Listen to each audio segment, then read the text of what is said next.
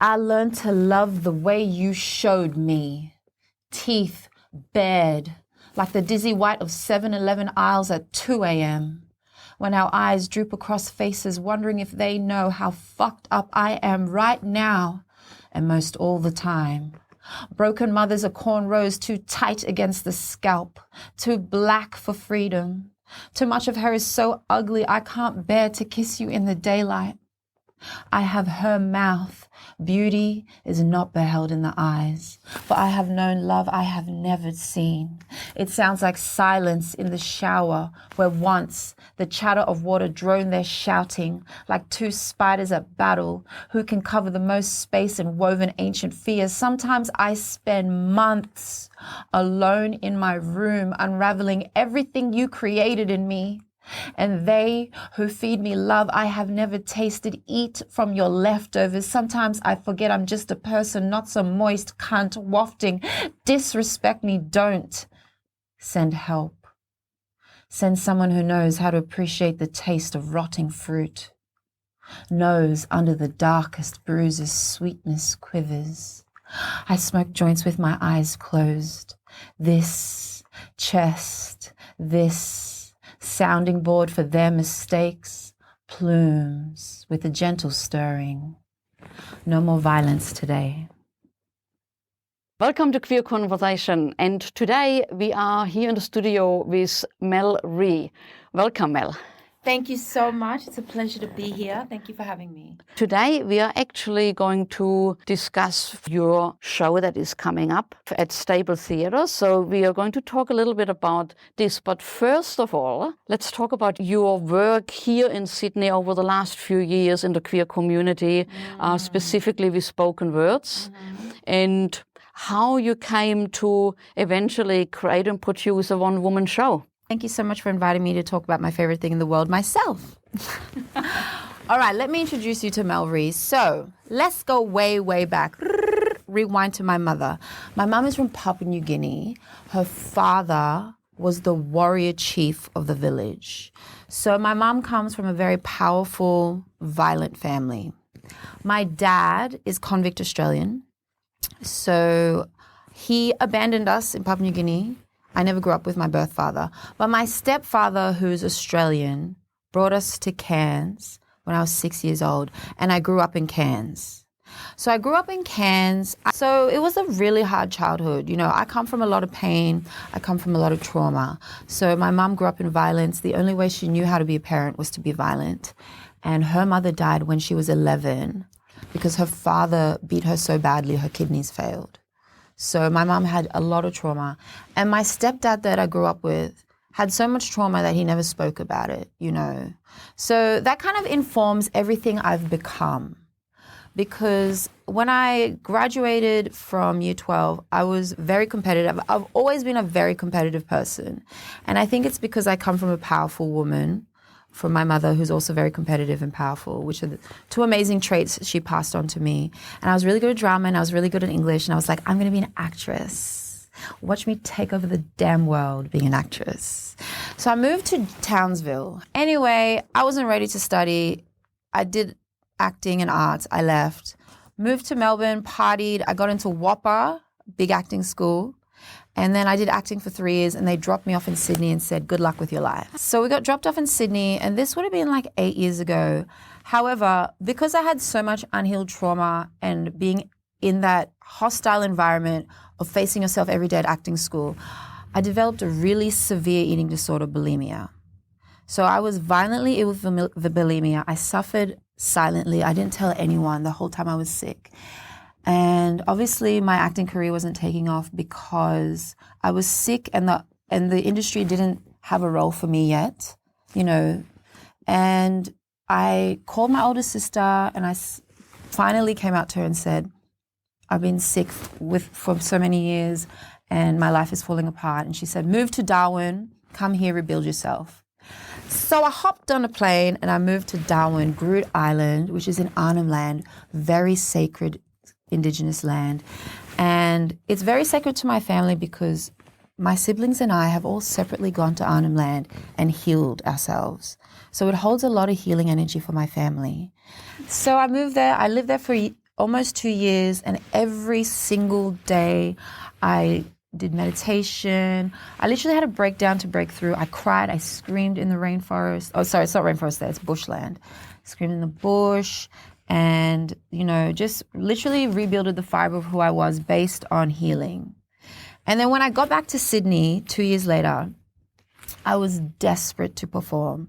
And I would see all my friends, they from graduating to that moment, they'd already succeeded in so many areas and achieved so much, and it broke my heart.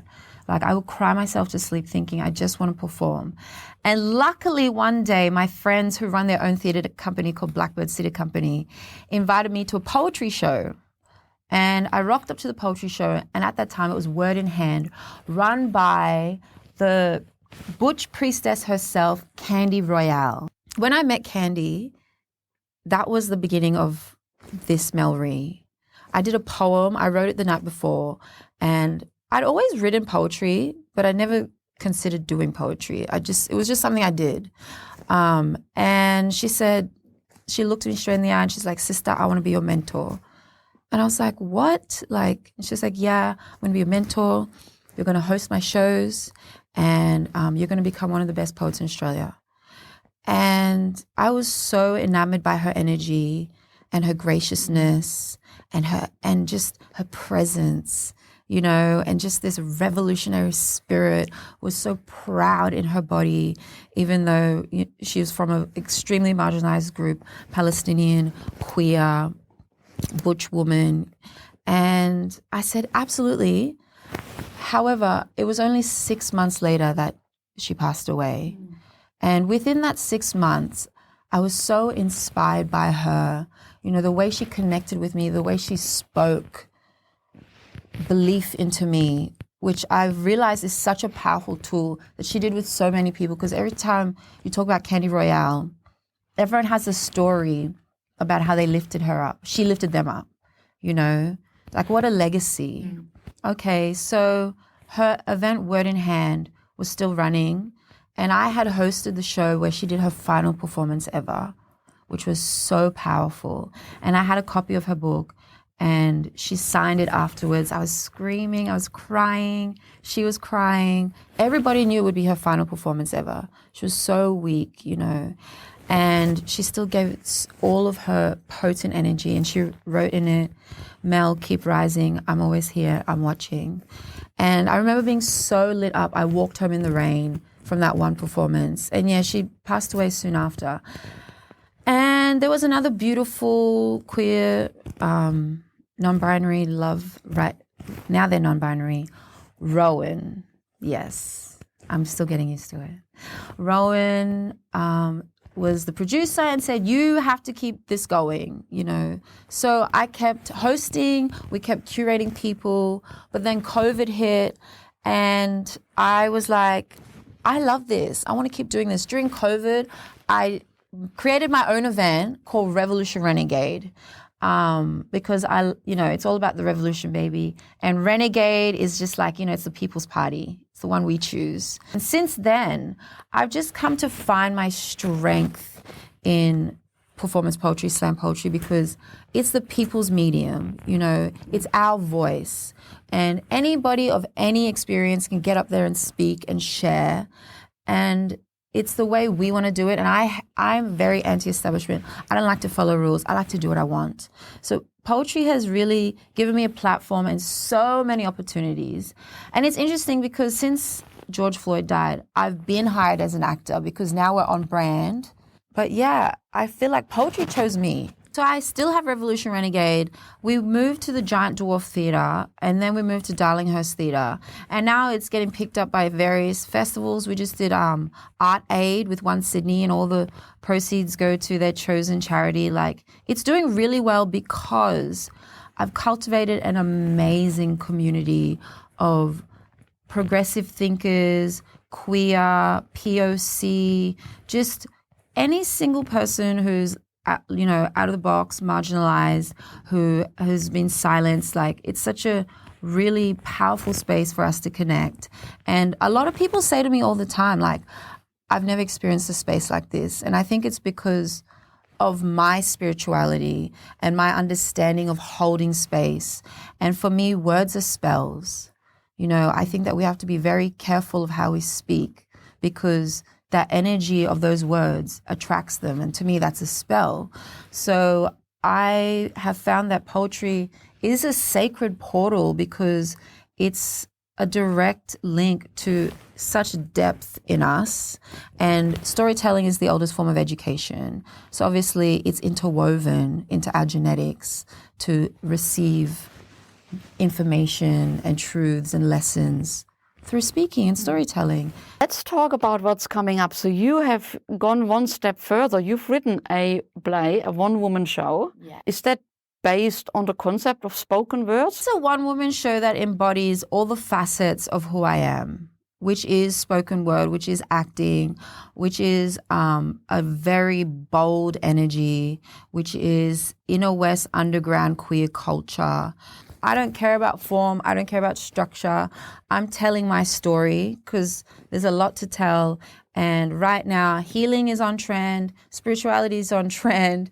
Owning your trauma is on trend. Those are all the things that I'm obsessed with. And I've interwoven poetry. I've interwoven the types of dance that I can do. And I've just interwoven like the most honest truth I can tell from my body, because I feel like my subculture of people, you know, inner West, underground, queer, people of color, like, I don't see our stories on stages. And we live so boldly, you know, we have such a vivaciousness, and I just want to embody all of that. It is based on me. I'll tell you the story. I was estranged. I don't know if that's the right word. I hadn't seen my white father for 20 years because he abandoned us in Papua New Guinea. He said he was going to bring us here, and he left us there. And then we found out he'd got another wife from Thailand. So as I was growing up in Cairns, he tried to reconnect with me. I went to visit him in Perth a couple of times. But I just had such a disdain for him because of what I knew he did to my mother. And he was a stranger to me, and he was a white man. He didn't reflect me at all.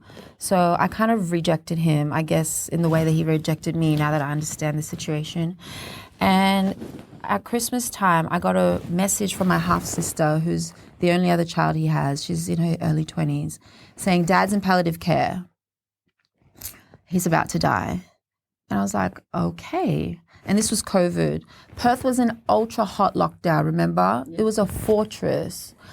And then I got another phone call. It was like, "You have to come in the next week or you'll never get to say goodbye." And funnily enough, the universe was playing with me, because on the day that I could have flown out to see him, I also landed a commercial that was paying a lot of money, you know? And I was like, I really want the money. And my friends were like, "You will regret this for the rest of your life. Go there now." So I got on a plane, and the thing is, the hospital was only allowing people 1 hour visits. So I had to say hello to my dad, goodbye to my dad in 1 hour, you know, and my plane was late to leave. So I had 15 minutes with him. On the way from the airport to the hospital, it was a 40-minute drive, and I was catatonic. All of these emotions that I had suppressed about him were coming up. I realized I'd never asked him his side of the story. I never knew him. He never got to know me as the woman I've become.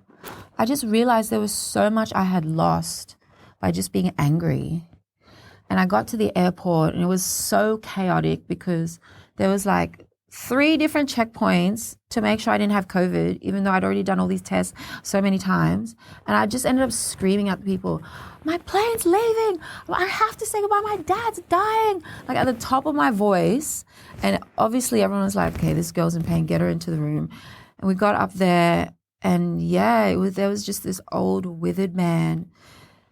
And he couldn't hear me. He couldn't move. Oh, no, he couldn't move. He couldn't say anything, but they said he could hear me. And all this stuff just came falling out of me like, "I'm so sorry. I'm so sorry. I never gave you a chance. We never got a chance. I'm so sorry I didn't come earlier." And then like I just filled him in on everything. everything I could tell him in the last 20 years of my life, because I knew he could hear me. And then I kissed him on his forehead, and I realized it was the first time in my whole life I'd kissed my dad. And when I kissed him, he had tears running down his eyes. It was so painful. Like, I couldn't believe the amount of pain in my body. It was just overwhelming. And then the doctors and the nurses told me I had to leave, and there was police escort there. I'd been there for 15 minutes. And it felt like 3 seconds. I was just screaming. Like, I couldn't help it. They were trying to get me to shut up, but the pain was too much. And what made it worse is as I left the room, my dad was making this awful guttural scream with his throat. And hearing him scream like that for me as I left just destroyed me. And then I had to come back to Sydney and get on with my life. And it was really, really painful. And I wanted to connect with my mom. But, you know, you in the play, I talk about this because it's real. My mom is very selfish in the sense that she only knows how to survive. She's never been a generous mother. She's never cared what I've done. You know, I often feel like I don't have a mother. So yeah, the play is very raw for me because it's like I just decided I need to say this because I need to do something to move closer to my mother. And that's why after the play, I'm going to go to Papua New Guinea because even if she doesn't want to be a part of my life, I'm going to insert myself there just for a sense of self so that I know I did that, you know, because the greatest tragedy would have been if that was my mother. I don't know how it would move forward. Like, there would just be too much pain. And I talk about this in the play as well. And it just feels like there was so much pain at the beginning of my life. And it just feels like a lot. And so many artists I know who are diaspora, who have parents who migrated here from a third world country, we all have such similar stories.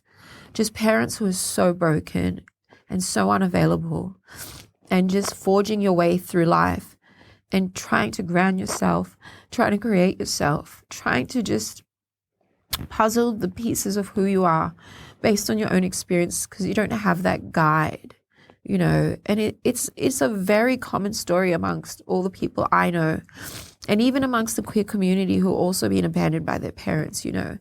But it's also a testament to perseverance. As much as there's a lot of pain, you know, I think when you've had a lot of pain in your life, you can't help but feel everything to the nth degree, you know, joy, partying, sex, just expression, you know, pain carves deep wells of expression. And so this play is also about perseverance, tenacity, you know, just that energy it takes to be a survivor when you've come from so much trauma. The Stable Theatres, 27 September to the 8th of October. Yes. So people can still get tickets? Yes, go on the Griffin Theatre website, or you can come onto my Instagram. I'll be talking about it all day, every day, Mel Ree TV. But yeah, it's called Mother May We and Griffin Theatre. If you just Google Mother May We Griffin Theatre, my big afro and massive cheeks are going to pop up. I wanted to ask you, have you got any tips for a young poet who is wanting to start? Absolutely. I really believe in young poets. I love up-and-coming poets. I love it when people want to do it. First and foremost, come to a poetry event. We've got Bankstown Poetry Slam, Westside Poetry Slam, Revolution Renegade. There's a lot of poetry slams happening in Sydney. There's Bondi Poetry. There's Glebe Books Poetry. Go immerse yourself in the community. Say hi to the people. Listen to their words. Get amongst the poets. So yes, go immerse yourself in the community. Read poetry. Read it. You might not like all of it, but if you're attracted to it, there will be a poet that shares your story, shares your perspective, writes the way you want to write, and is going to light you up.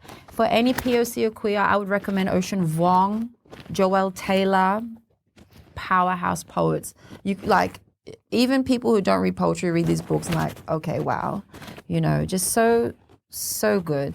And I would also recommend JFDI. Just fucking do it. Just write. Do it. Are you a writer or are you a waiter? You know, there's no right way to write poetry. The only thing that's right is that you're in the practice of doing it and that you're telling your story, you know. I would also say, please, this is something that happens a lot. Don't tell somebody else's story, just as a side note. Only speak on what you know, which is what you've experienced. Because that causes a lot of issues in the scene. I don't know why people feel the right to do that. But anyway, I know that's not you. It's all good. Yeah, it's actually that the beautiful thing about poetry is it's so accessible. Anybody, you can walk off the street, not know anyone, never seen it before, and people will welcome you in. And yeah, just do it. Just start writing, start reading if you can, start speaking. It was a pleasure having you here today, Mel. And I loved being here. Wish you all the luck with the show. Thank you so much. I really appreciate it. I'd love to see all the beauties there.